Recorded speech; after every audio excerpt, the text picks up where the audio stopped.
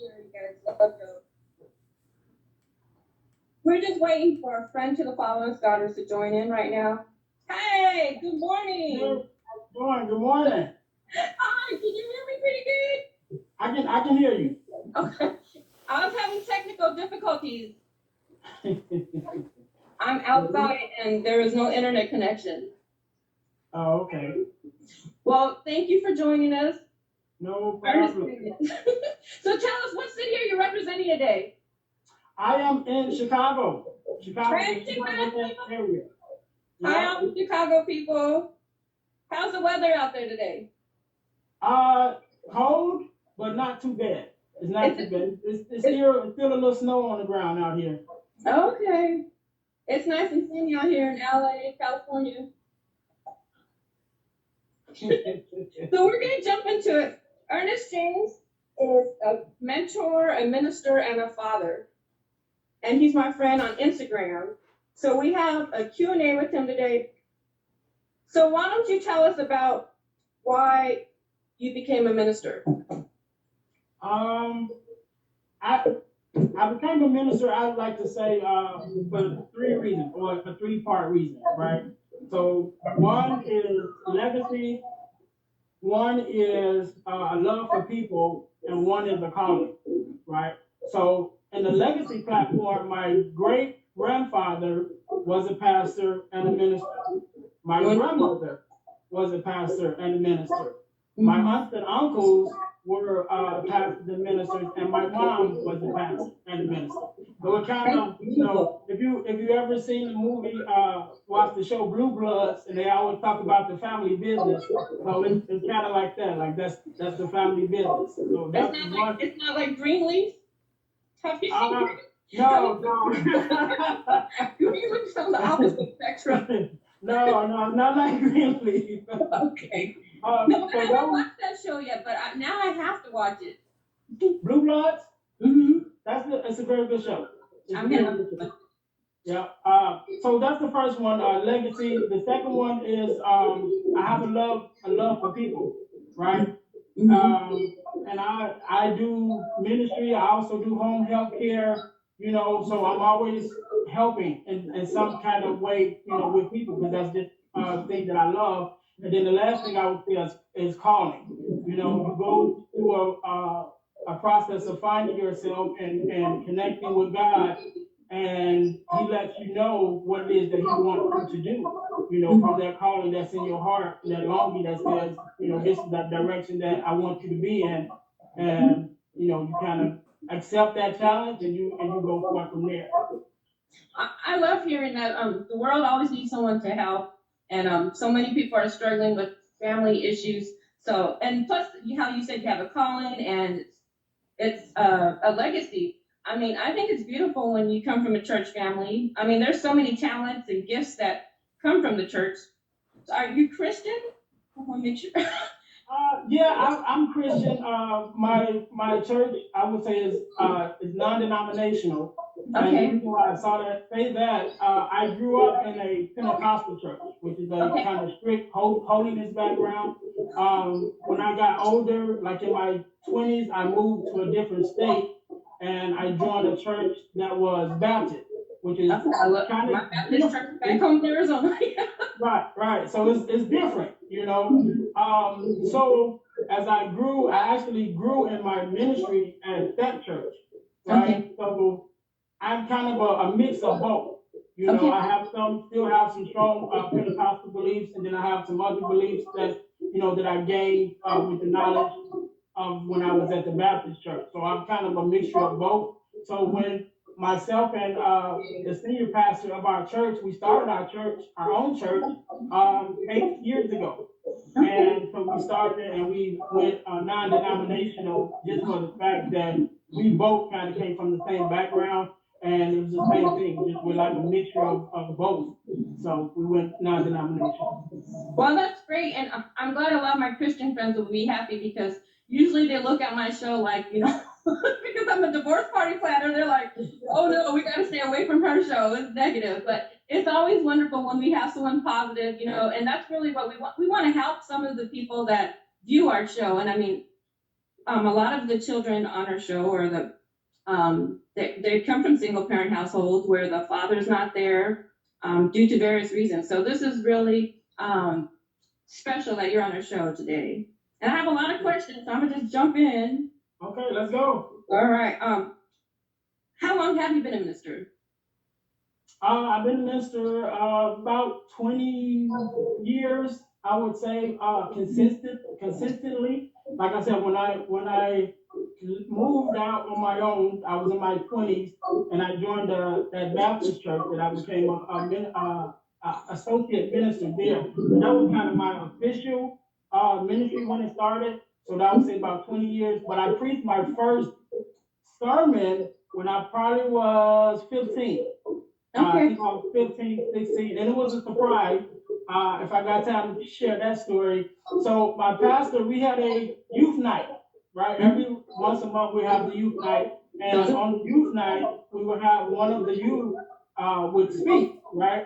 And so the young lady that was over the youth night, she was maybe about 18, 19, and she would always be the speaker. Like every month, she would always be the speaker. And so this one night, she got up and she was going to speak, and the pastor was like, "Hold on, stop."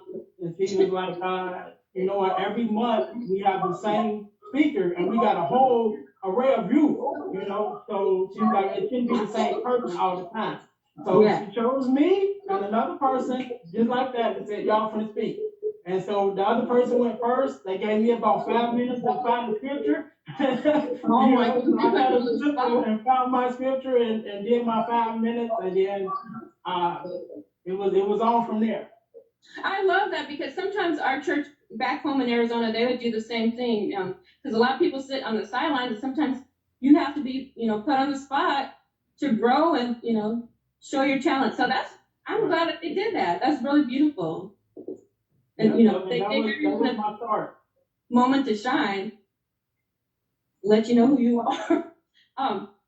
Are you single, married, or divorced? I like to say it this way. In my life, I have been single, I have been married, and I have been divorced. Okay. Okay. So at this time, I like to say that I'm kind of in a place of working on myself, especially with last year. Last year, I went through a lot of personal development and leadership and entrepreneurship and all things like that. So I don't want to say I'm single because that will kind of give the notion that I'm available. But I'm not available right now because I'm working on myself, and I'm working on my platforms and trying to help other people. And sometimes relationship, just for me personally, because I am a relationship person, that it takes a lot of my focus. And right now I'm like, you know what, I need to focus on this. So let me hold off on the relationship till I get this where I want it to be. And so that's where I'm at. My divorcees, are you guys listening to him? That's a great point. Sometimes you need to focus on yourself before you get in a relationship. That's a great point right there, especially if you have like specific goals and not working on them together. That's great advice actually in itself. Yeah. Do you come from a single parent household? No, I don't. I come from a household with my mom and my dad. Okay. Both were married. I don't know how many years they were married. My dad proposed to my mom in 8th grade, right? Oh, so they actually didn't get married until years later. But he did propose to her in 8th grade. And they were married from the time they got married until my mom passed away a couple years ago. And he hasn't married since, and he always says, I'm not getting married again. And so, yeah, I grew up with my mom and my dad. Where are your parents from? Because I know they're not from over here in the West Coast. Where are your parents from? Illinois. From Illinois, Chicago. Yep. Oh, okay. That's interesting.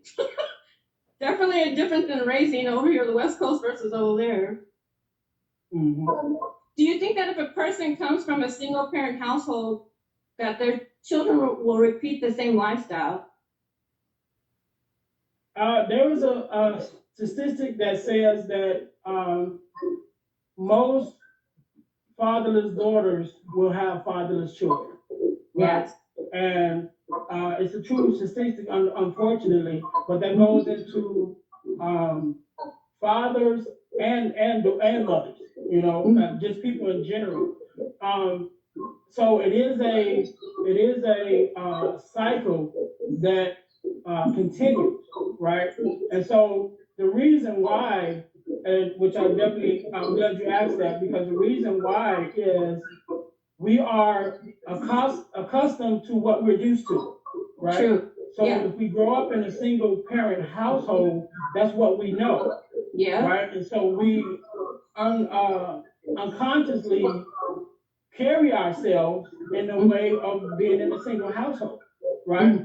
And so that's why you have guys that have grown up without their fathers, and they always say, I'll never do that to my kid. I'll never, not be there, for my child. And then years later, they got 3 or 4 kids that they're not in their lives, right? And then you have daughters who kind of go through the same thing. Their mom has multiple kids and with multiple fathers. And they're like, no, I'm not going to do that. I'm not going to be like my mom. Then fast forward 3 or 4 kids in, and it's the same situation. That's true. But the reason why is, even though they said verbally that that's not something that they want to continue, you got to think about, your mind is like a computer, right? So it only can operate on the information that you give it. So through your life, if you were raised and born in a single parent household, then that's all your mind knows. So when you say that you don't want to be, you don't want to continue that cycle, you have to give your mind new information. So you can't just say it, but you got to be intentional about putting systems and ideals in place in your mind that's going to battle against what you're already used to. So if you're saying that you're not going to be a single mother, or you're going to be a father that's active in your child's life, you got to give yourself information. You got to seek out mentors. You got to read, things like that to give your mind that new information. Because even though you're saying that, your mind can only operate on the information that it has. So I can say I don't want to be a deadbeat dad, but if all I know is deadbeat dad, that's all my mind knows, it's just going to automatically go into autopilot, and I'm going to operate in that way. So in order to break that cycle, we have to be intentional about what we say, and intentional about the ideals and how we behave, so that we're intentional about breaking those curses and not continuing that cycle. I'm glad you brought that up. I come from a single parent household, and so I see exactly what you're saying. You kind of mirror what you grew up in. So I love this bit that you're talking about as a computer. Our mind's like a computer. This is new information to me. And I mean, a lot of people need this information, because if not, we're going to repeat the same, not always positive, lifestyle. Right. And that's what I was asking. Any suggestions how to change this? And I think you kind of broke it down. Any more suggestions on how we can change this? I think that's the core of it. We just have to be intentional. You know what I'm saying? We have to be intentional about making a difference. We can't just say that, we want to change it, but we got to be intentional and put the work in to actually change it. Because I can say I want $1 million, but if I don't do nothing to go out and get it, you know what I'm saying? Then it's just something that I'm saying. So we got to put the work in to make it, come to reality. That's true. That's very, very true. So how can we help females without their fathers? The way that I help is in 2 ways. I help them to understand what they're missing, right? And then I help them to understand how that rolls over into their relationship, right? So I break it down as you have a kid that has never been to McDonald's, right? Yeah. And so they go to McDonald's one day, their mom buys them a Happy Meal. So they open up this Happy Meal box, and in that box is fries, drink, and a burger. And they're like, man, that's awesome, And so every time that they go to McDonald's and they get this Happy Meal, they look in there, and it's fries, drink, and a burger. And they're like, man, that's good. So one day that child has a friend with him. And they go to McDonald's, they get that same box, they open the box, and the child looks in that box, and he's like, yeah, that's awesome, fried drink and a burger. And his friend looks in that same box, and he's like, something's missing. And they say, what do you mean something's missing? Like, yeah, you got your fries, you got your drink, you got your burger. He said, yeah, but the toy ain't there, Yes. So that child, that original child, thinks he got everything Yes. because they don't know that it's something missing, right? And so that's what when I talk to fatherless daughters, a lot of times, think, well, I grew up without my dad, I'm good or whatever. Like, yeah, but it's something missing. And then if you don't know what you're missing, then, how can you fill those voids? And so I kind of help them realize the things that they're missing, right, from what they should have received from their father. And then not only that, how that transfers into their relationship with men. Because I have what I believe are the core four, which is the core four values that you receive from your father. Okay. Right? Or you should receive from your father. That's guidance, love and affection, affirmation, and protection. Right? Yeah. So those four values you should receive from your father. And when you grow up and you get your own husband or boyfriend, you still need those same values, right? It's an ongoing process. But those values transfer from being your father's responsibility to being your man's responsibility. So now, as a wife or a girlfriend, you receive those same core values, but you receive it from your boyfriend or your husband, right? But if you don't know that's what you're supposed to receive, you know what I'm saying? So you're not aware of what you're supposed to receive, then you don't know to look for it. Or you get it in the opposite. So you got the core four, and then you got what I call the poor four. And the poor four is the opposite of the core four, which is instead of guidance, you get a man who's controlling. Instead of love and affection, you get a guy who's sexually abusive, right? Instead of affirmation, you get a guy who talks down to you, right? He's defamation, so he talks down to you.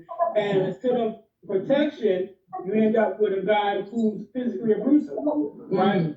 Just because you don't know of those values because you never received it, so just by default, you attract the opposite. So that's how I kind of help, like I said, help them realize that this is what you're supposed to get, and then this how it transfers over, into your relationship. Okay. Why did you decide this ministry or to work specifically with fatherless daughters? Well, the main reason was I realized that I was always helping a lot of fatherless daughters. People. My personality draws people. I'm like the friend that you always bring your problems to, right? So that's just my personality. So I found that I was always, helping fatherless daughters, giving them advice or whatever. And then on a personal note, I realized that every female that I've ever dated was a fatherless daughter, right? On one end of the spectrum or another. So it could have been fatherless to the point that the father just wasn't in the home, but still active in their life. And then to the point that they have never seen a better father in their life. So on that spectrum, every woman that I had ever dated, which is not a lot, but every woman that I had ever dated was a fatherless daughter. So me realizing that and knowing how many fatherless daughters that I came in contact with, that kind of put me on this journey, more or less. Okay. I know a lot of men that I know personally or meet online. They say that they feel that the women keep their children away from them. Are there some instances that you believe the father should be kept from their children?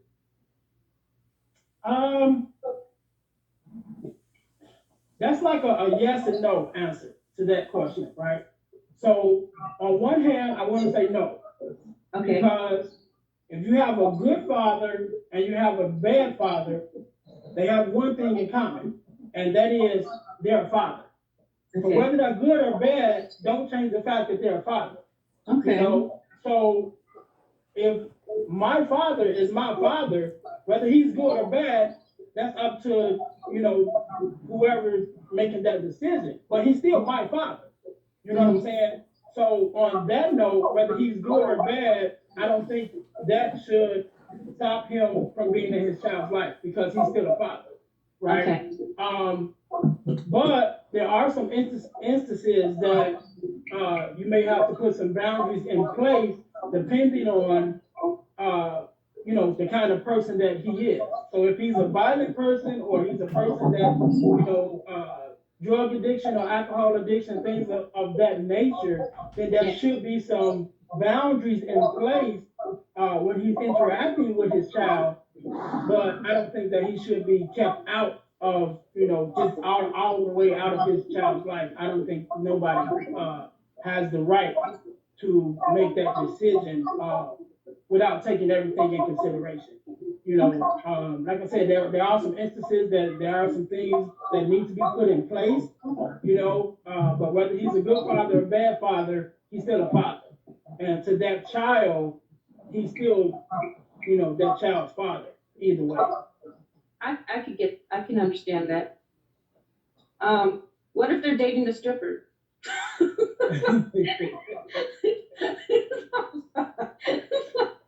You still saying the same thing? Well, it's the same thing. That don't change him from being that child's father. And then this is one thing we have to think about when we talk about relationships. Let's just say relationships. Just because he's a bad husband doesn't make him a bad father, Okay. right? So as a husband, he might be a cheater, right? So he might cheat multiple times, but that don't make him a bad father. It just Okay. makes him a bad husband. So if you're in a relationship with that guy, you can stop being his girlfriend or his wife, but don't stop him from being a father just because things didn't work out with you. You Okay. know, and so if you're dating the stripper, and that's his or her profession, you know what I'm saying? Uh, that has nothing to do with them being a mother or a father.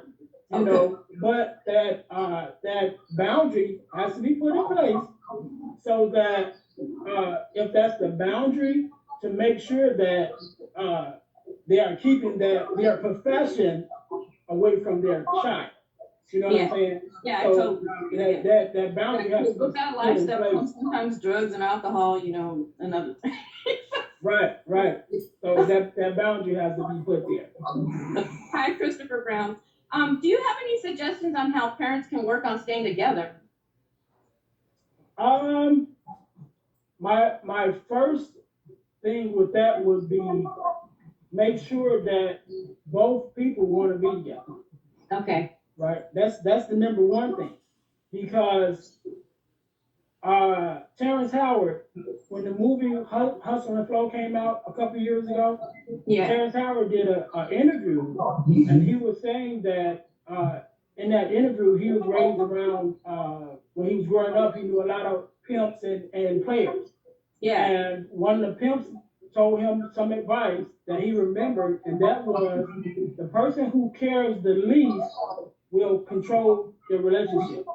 Yeah. And what that means is the person who cares the least will control the relationship because the person that cares the most will always be trying to win that other person over, right? So they will always going above and beyond to, to show love, to be affectionate or whatever. So they put in all this extra work, and the person that don't care, all they gotta do is sit back and receive, right? Because they can care less whether it works or not. So the first thing would be make sure that both of you guys actually want the relationship to work, right? Okay. And then the second one would be once both of you guys realize that, yeah, this is something that we both want to work, then make it your personal uh, goal to make sure that the other person, that you're doing everything within your power to fulfill the needs of the other person, right? So if we focus on that, so if I wake up every morning saying, okay, what can I do today to make sure that my wife is happy in our marriage, and she wakes up doing the same, then we're both will meet each other's needs, and we'll have a flourishing relationship. But if I wake up saying, what do I do today to make me better, then that automatically brings a division, right? That's So true. my focus is on being what I can do for her, and if her focus is on what she can do for me, then we are meeting each other's needs, and the relationship will grow from there. That's some great information. uh, I've once heard that there are many children that were unwanted. Is that true? And how can this be changed if it is true? Um, I don't like the term unwanted, Yeah. right? Hmm. But if we're going to use that term unwanted, then my question would be unwanted to who, Okay. right? Hmm. So the reason why I say that, I have a loved one who has 3 kids, Okay. right? All 3 of her kids are adopted. So she adopted all 3 kids, and not only did she adopt those 3 kids, but she also um, has she offers emergency placement for kids that like DCFS, I think that's the word, that when they take kids from the parents. So she Uh-huh. offers emergency housing for those kids, right? Okay. So more recently, I was at her home, and she had her 3 kids, and then she had 3 more kids. And so she was telling me that the 3 kids that she was doing emergency housing for, their mother literally told the people, "I don't want my kids," right? I've worked So with some cases like that before. yeah, Worked so with CPS clients that before too. Uh-huh. so that mom, although that mom said she didn't want those kids, when you look at my loved one and what they do, like I said, her 3 kids that she has were adopted, right? Hmm. So there is someone out there that loves those children and will, bring them into their heart. So I don't want to say they're unwanted. They just may not be unwanted by the person that gave birth to them. Okay. But there is someone out there that loves them and will take care of That's a great way to look at it. That's a great point. Um, any suggestions on how bitter or angry parents can begin to communicate peacefully? Because we got a lot of angry and bitter people on my show. them. Yeah. Well, you know what? It's simple. It's Okay. simple. Make sure you keep the focus on the child, right? Okay. Yeah. So if not you specifically, but Yeah. if you're angry and you're bitter at your boyfriend, husband, baby mama, whatever, Yeah. Yeah. that has nothing to do with the child, Okay. right? That's Uh-huh. them. So you're Yeah. angry at them. Yeah. So in order to if you want to think about you being angry at them, that's where you break off the relationship.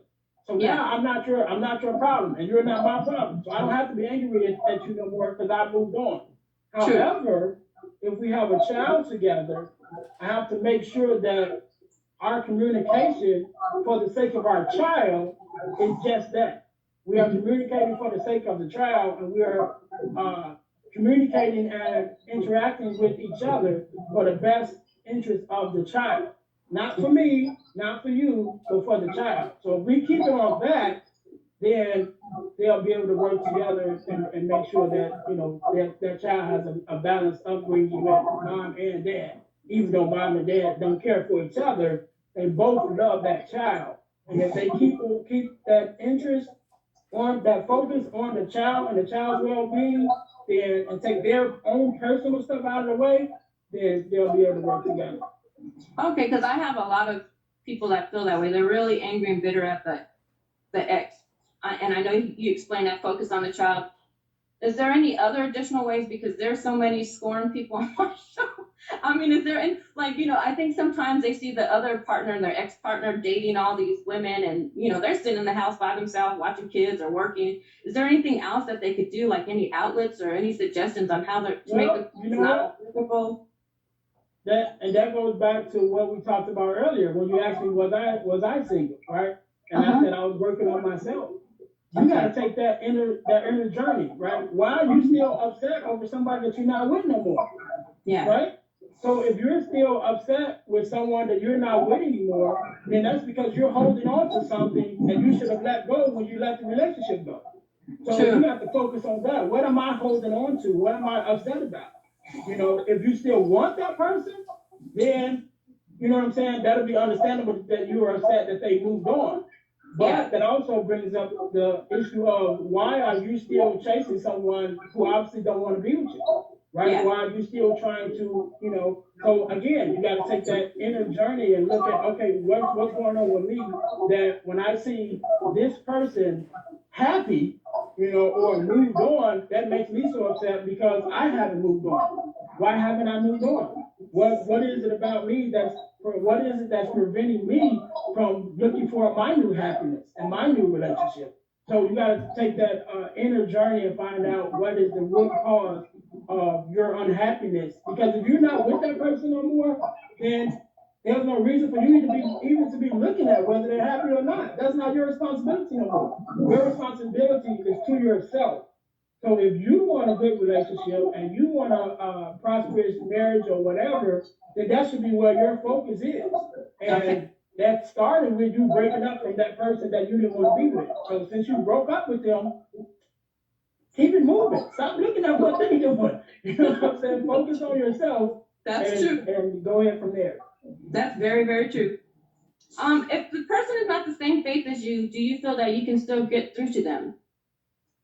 Since you mentioned being Christian, do you think you Yes. can still get through to other people maybe who are they don't practice any religion at all? Yes, definitely. Okay. There's a scripture in the Bible, 1 Corinthians 10 and 13, that says, "There has no temptation taken you, but that is common to man." Right. Uh-huh. So, in other words, there's nothing that you're going through that's not common to man. So when we talk about being fatherless, being in a bad relationship, being in an abusive relationship, being in a marriage, that ain't got nothing to do with faith. It ain't got nothing to do with relationship. That's a people problem, right? Okay. That's a people experience. So just because we may be in different faiths, don't mean we're not going through the same thing. So with my platforms that I speak on, I speak on the problem. That has nothing to do with the faith because as a person, you're dealing with a person problem. You're dealing with a people problem. It don't have nothing to do with faith because you got Christians, Muslims, Hindus, whatever people, or should I say women that have grown up fatherless, right? And men that has grown up fatherless. So just because, you know what I'm saying, just because they're Christian, it didn't stop them from having that experience, right? Just because they're Muslim, it didn't stop them from having that experience because it has nothing to do with religion. It's a people issue, right? And so because we're all people and we all have common, problems, common issues, we can come together on those issues. Okay. I'm just curious. I feel that. When you say that you help people to find their purpose, how does this process work? I have a quote that I wrote, and it says that pain births purpose, purpose births progress, and progress is the evidence that God is at work, right? Okay. So the way that I do it, the first thing that I say is identify your pain, right? Okay. So your pain don't necessarily have to be your pain, right? Mhm. But it's whatever pain that moves you into action, right? So if you stub your toe on a table, that's pain, right? And that hurts. Yeah. So you're not going to start a page, or a movement, get justice for people that stub their toes. You know what I'm saying? Even though that's a pain, it's like, it's not going to move you to do that, something like that. But if you had your foot amputated, or you knew somebody that had their foot amputated, and you worked with them, or you lived through that experience, or you helped them through that experience, because if that was to happen to someone, you would imagine that there will be some depression and some things like that that's going to come with that because their life has changed, right? So once they make it through that, or once you help them get through that pain, then you can think about, okay, that moved me that I want to do something about it. So now I can help other people that may be going through the same thing, right? So that, what is that pain that moves you to do something about it, right? That's the number one. The number two is that pain becomes your purpose, right? So because I care so much about this issue, now I'm moved to do something about it. So that becomes my purpose. Okay, let me do something about it, right? And so you start, you start doing something about it, and that purpose becomes your work, right? So now that I identify my pain, it has became my purpose. Now I got to put the work in to actually start making a difference, right?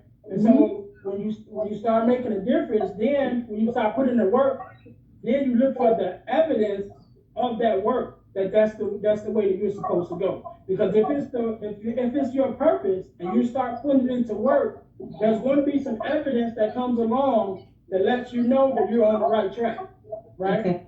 So taking for instance this platform, right? With me with Friends to Fatherless Daughters, I kind of stumbled into this platform because I was looking for help for a fatherless daughter that I knew, and so in my looking for help, I was looking for someone that she could talk to, and the person that I found, when I started talking to them and just me talking to them, they were taking notes from me, right? And they were like, oh, you said this, so you write that down, and it was kind of like that. And I realized that I had just as much to offer as someone else. And so I ended up being a guest on their platform. And when I did that, I shared that interview with a couple people, right? And I had someone tell me that, you know what, it was good. I think you gave some good advice, but I don't think that's what you're supposed to be doing. I think you're supposed to be doing something else, right? But when I decided, you know what, this means so much to me that it's pushing, right? It's becoming my purpose. I feel it in myself that it's becoming my purpose. So I said, well, I'm just gonna put it out there, right? So I started my platform with 0 followers, like anybody else, right? And I just started putting it out there, putting the work out there. And from me putting it out there, I was engaged and I came in contact with other people like yourself who were interested in what I had to say. And, it helped somebody. So the evidence started proving that I was in the right place.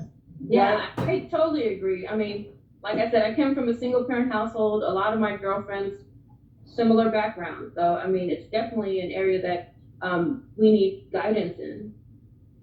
Yeah. And so, like I said, the evidence showed that's what God wanted me to do because of the people that I came in contact with and the people that hit me up in my DMs and say, thank you for what you're doing. And even the one that hit, might click a post, and even the guests that I've had on the show, and I've been a guest on other people's platforms. So that's even like us now, by me being a guest on your platform, I'm reaching people that may have never just hit my platform on itself. So that within itself, think about how many people that's hearing this message. And if I had to listen to that one person that said, no, I don't think that this is what you're supposed to do, all the people that I've came in contact, and mind you, I only started this platform maybe like 4 months ago, 4 or 5 months ago. So imagine all of the people that I've touched in those 4 or 5 months that had I not done it, I see your different topics. Huh? I see a lot of your different posts on there, so I do see that you're collaborating with a lot of different people on there. So yeah, I think you're in the right place. Yeah, and I know that the women on here, they definitely need guidance. So and some of the men too. But I have, I tend to go towards the women's side, but the men, they need help as well. Right. Tell us about about your inspirational tees? You're selling t-shirts now? Yes, yes. Actually, so this is my latest one. I have I'm selling T-shirts, and I kind of stumbled in that too, right? Mhm. So as gifts, I know people that make shirts. So Uh-huh. as gifts, I would make a shirt for a couple people, and for different occasions, I would design the shirt, and I would have that person, make the shirt for me. And I was always getting good feedback on the shirts. And Okay. so, like I said last year, when I started this journey on myself with inspiration and motivation and things like that, there was a lot of things that was coming to me, and I was like, you know what? That's something that I would like, on a shirt for myself. And so when I started making the shirts for myself, I was still getting that feedback, like, oh, that's a nice shirt, I like that, or whatever. So I'm like, okay, well, let me put it out to the world. And so that's how I started with the inspirational teams. Which one seems to be getting the most buzz? Well, this is my latest one, right? Can you And stand up and show us or not? It said, huh? Can you stand up and show us the whole shirt or not? Yeah. I don't know if you're mic down. Okay. Okay. It says, Can you read it deal to with the me? problem. It says, deal with the problem, heal from the pain, and fulfill your purpose. Okay, wonderful. Right? So this is my latest one, because this is where I'm at now, right? That's my new focus and what I want to do. I want to help people heal. I want to help people deal, heal, and fulfill. So deal with their problems, heal from their pain, and fulfill their purpose. Because as we talked about, earlier, I believe that your purpose is connected to your pain, right? So Yeah. when you heal, when you deal with it, yeah. So when you deal with it and you heal from it, then you can help others to do the same, right? So this one is getting a lot of traction. My other one, actually this one I made. Let me see if you can see this one. See this one?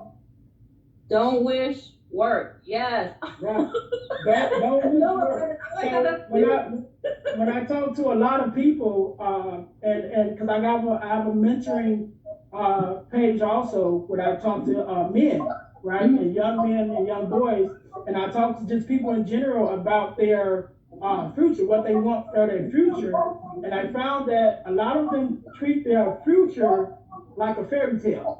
Right? So it's like, oh, I want this, I want that, and they got these grand ideas of what they want for their future. But then when I say, okay, what are you doing to make that come true? It's like, so it's like you're just wishing that it come true. So that's where I got that from. Like, don't wish about it, put the work in. Right? If that's what you want, stop wishing that it just comes true, and put the work in to make it come true. Yes, high five on that. Hi, Equalizer. Any divorce party experience? Yes, actually I have.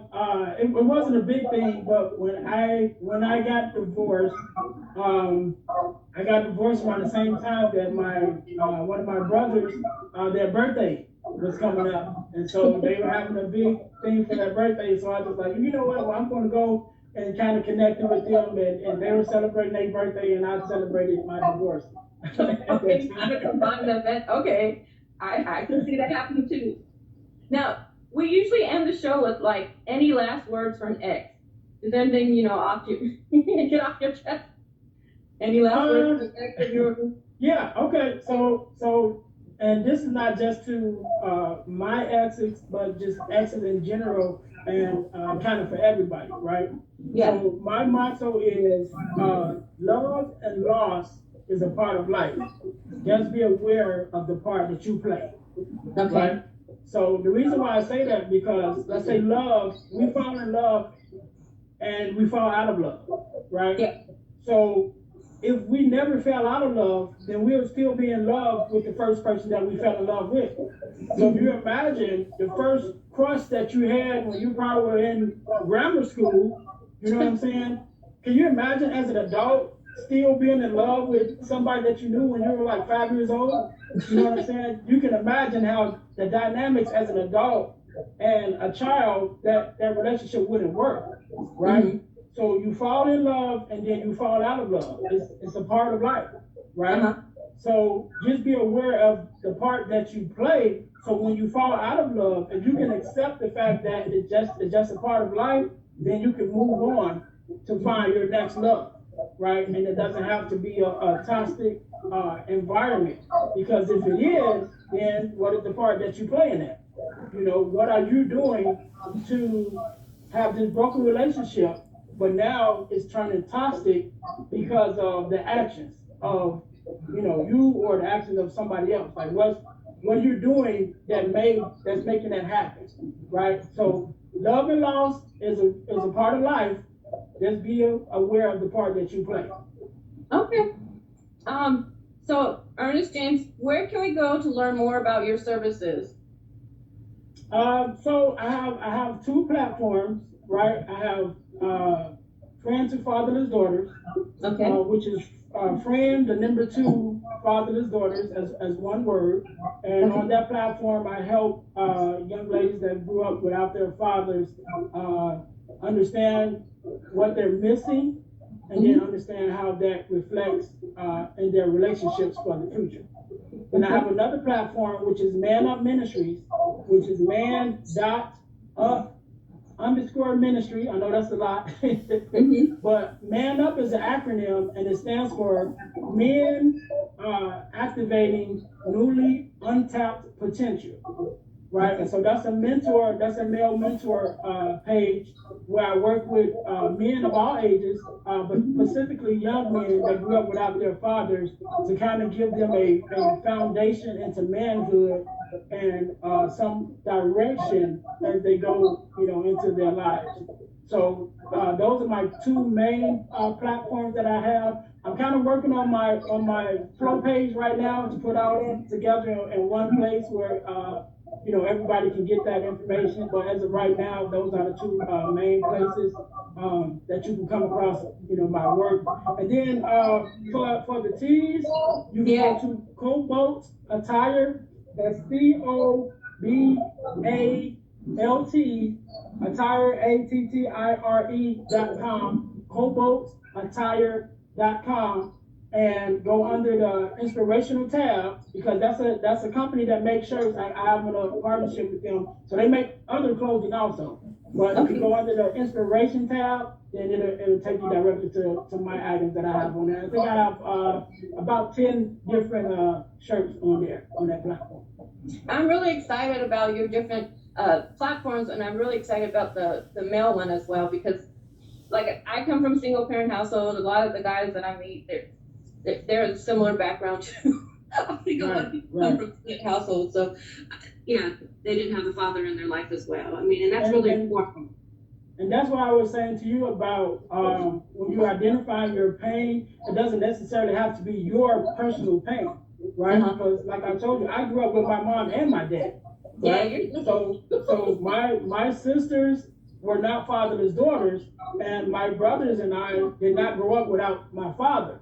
However, me knowing that and having experience with my friends and family who did grow up without their father, that became a pain point to me and became my purpose. So even though it wasn't my personal pain, it was enough pain that affected me enough that I wanted to make a difference, in those areas, and therefore became my purpose. Yeah, and don't you see the differences in the families too, when they're, single parent household versus two parents in the household? Yeah, definitely. Yeah. But that balance, again, that balance of having a healthy family can still be kept, even though the mother and the father is not together. But it has to be a joint venture, and it has to be one focus. And that focus has to be, if we are building a household or a family structure that's in the best interest of our children, then we have to make sure that that's what our focus is. Because when we get off that focus, and then you start talking about, well, who are you dating and who you gonna have my kids around and all that, that ain't, now you're going into another area that's not the issue at hand. The issue at hand is, how are we, as a mother and a father, going to provide a stable environment for our kids to grow up healthy in? And if we make that the focus, then we can do it. I see that, and it's taken me a lot of years to to get that or grasp that, because I was a young mother. I had my daughter at 21, so yeah, I might have been, like some of the people you described, angry and bitter. Right. So it took me a long time to get to this place, as well as some of my other people that are watching right now. I'm sure they could to relate to it. But Ernest James, I'm so thankful that you spent this Friday with me. I hope you have a wonderful weekend. And I look forward to working with you and collaborating on some more projects. Thank you so much for your time. Thank you. Thank you very much for all that you do and for even having me. I appreciate it. Thank you. See you soon. Okay, you too. Bye. Bye-bye.